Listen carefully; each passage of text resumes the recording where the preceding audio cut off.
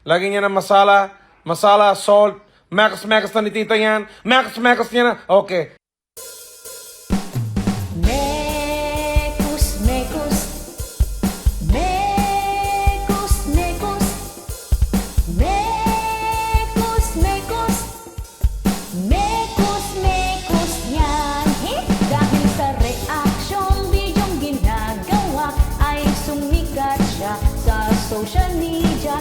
Si Mr. Nobody ay taga-India, sa Pilipinas siya ay nakatira. Tinatawag niya mga nagluluto, tito, tita at mga insan niya. Siya ay nagpapasaya sa aking bansa, ngunit siya ay napapasama. Sinisiraan daw ang sariling bansa, pati na rin mga kalahi niya. Maraming nagtatangka sa kanyang buhay, sigurado ay naiinggit sila. Maraming natutuwa kay Mr. Nobody, walang araw na lonely, everyday happy. Imekus-mekus mo, itornado mo, naaaliw ang mga Pilipino. Iha! Mekus-mekus, Mekas na ni tita yan. Mekas niya na. Okay. Carrots. Mekas na ni tita yan.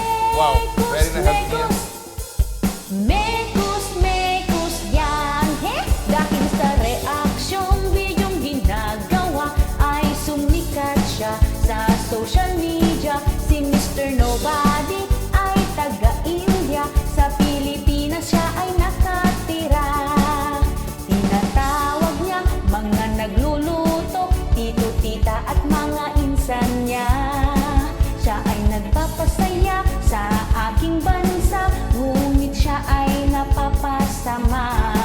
Sinisiraan daw ang sariling bansa, pati na rin mga kalahi niya. Maraming nagtatangka sa kanyang buhay, sigurado ay naiinggit sila.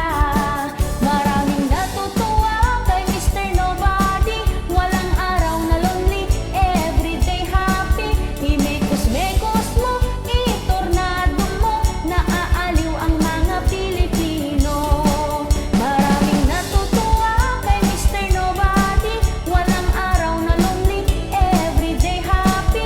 Imekus-mekus mo, itornado mo, naaaliw ang mga Pilipino.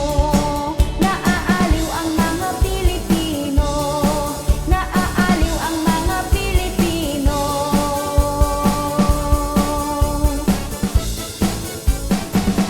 Mekus-mekus na yan, insan. Mekas na ni tita yan. Mekas niya na. Okay.